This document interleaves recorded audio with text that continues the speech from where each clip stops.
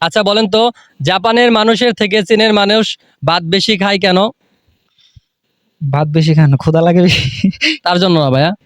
আর চীনের মানুষের থেকে জাপানের মানুষ বেশি খায়। না, জাপানের মানুষ থেকে চীনের মানুষ বেশি খায় কেন, ভাত বেশি খায় কেন?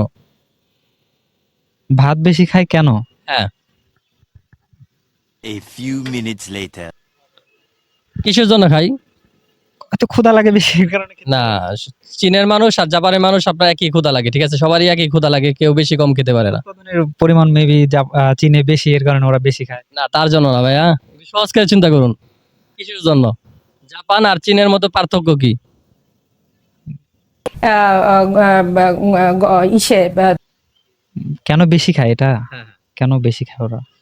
দর্শক, আপনাদের জানা থাকলে অবশ্যই কমেন্ট বক্সে কমেন্ট করবেন। আচ্ছা বলেন তো, একজন লোক বলল, তুমি আমার ছেলে কিন্তু আমি তোমার বাবা নই, কিভাবে সম্ভব?